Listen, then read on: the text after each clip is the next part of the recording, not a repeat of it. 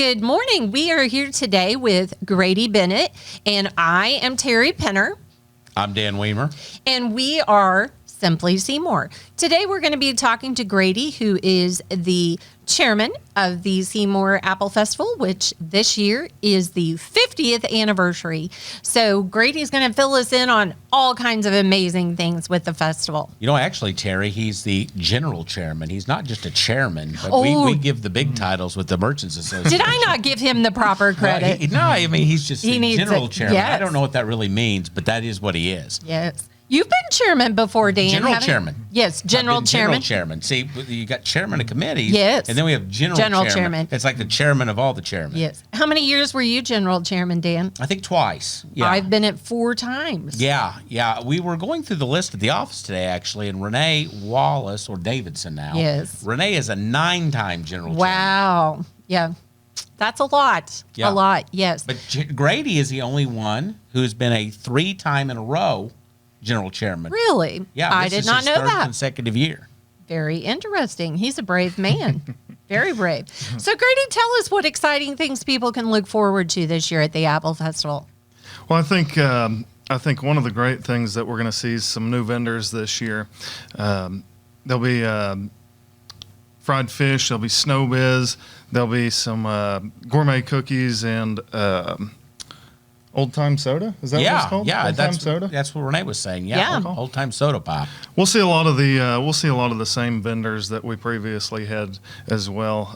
One of the other things that I'm looking forward to, I don't always get to witness it, but in the apple peeling contest, I believe there's going to be a peel off of the past grand champions. Oh, how exciting is that going to be? That will be neat. Yes, yours truly. I'll be emceeing that. Dan gets an invitation to that event. Yeah, I get a kick out of doing the youth and the adult peeling as the announcer, and now I've got a third one to announce. And I understand the Embreys are pretty confident. Literally every past champion who's living is going to be there.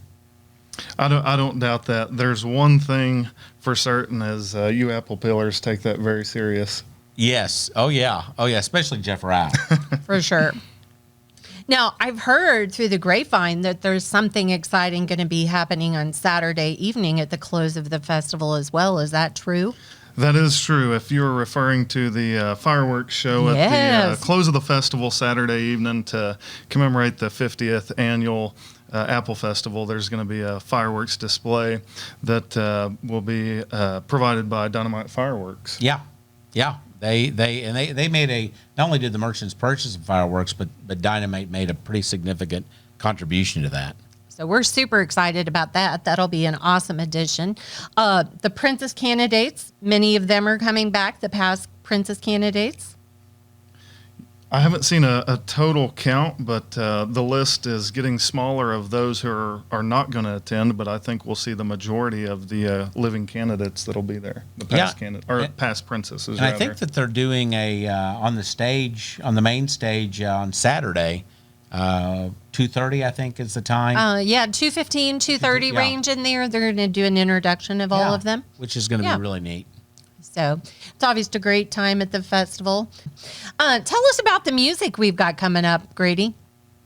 Well, one of the headliners that we keep hearing about is members only. That's going to be probably the highlight of the weekend, I would assume.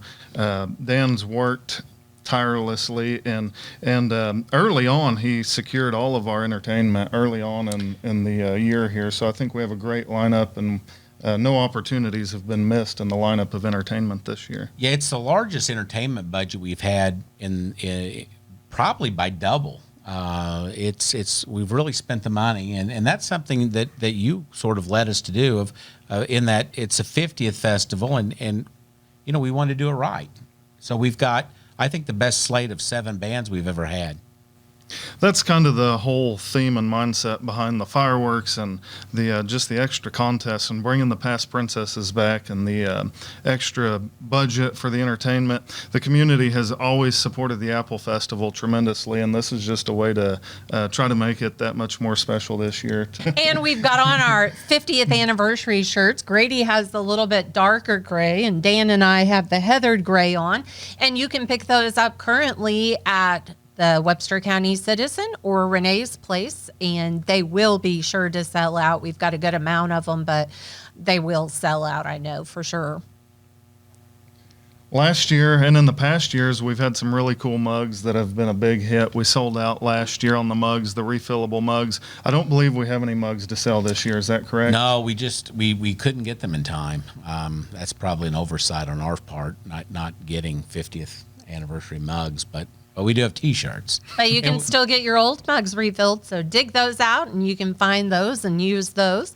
One of the other things we've got here today is the plaque for the 50th anniversary apple pie baking award, and that's actually my chairmanship job, not general chairman, just chairman.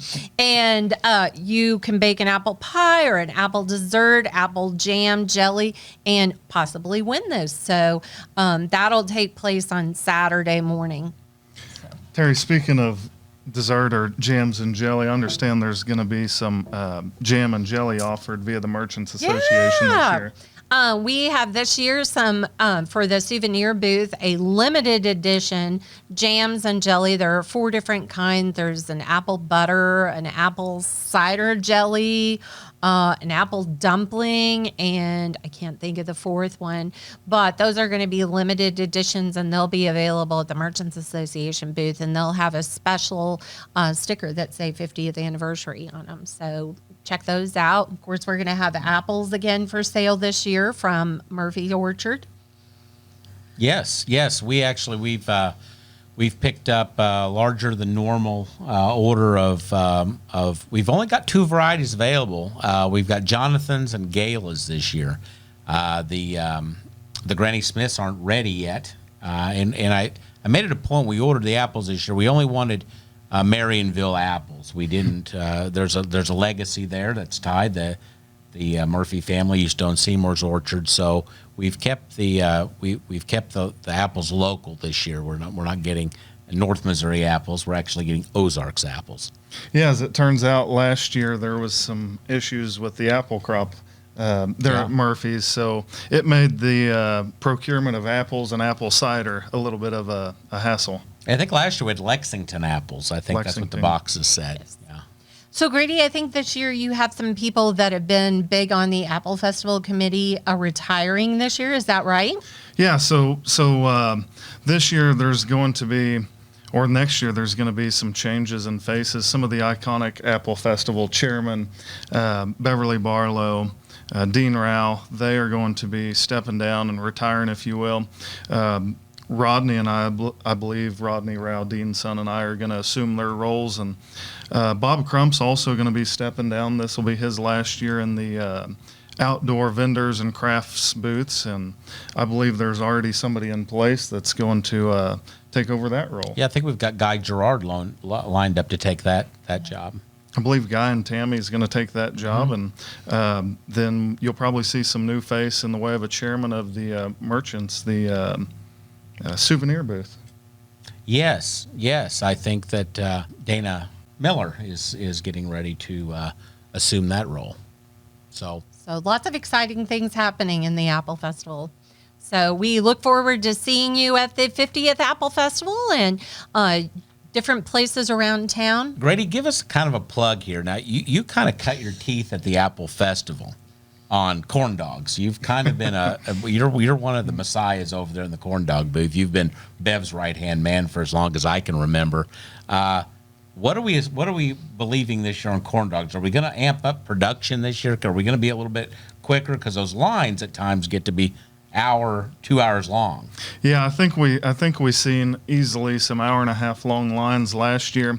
One of the issues last year with amping up production was a power problem. Right. I don't believe we're going to have that problem this year, but last year we had some power supply issues to the festival as a whole, but the city's made some upgrades on the square, and there's an additional transformer, and I think we'll be in a lot better shape if we need to up the production. Space is limited. Inside those little booths, we're going to do what we can, but I think that we're going to be in good shape. And now, are you getting an extra slush machine this year too? I know that was considered. That's a possibility. I just confirmed the rental agreement with the outfit that we get them from in Springfield with one of them, or actually two.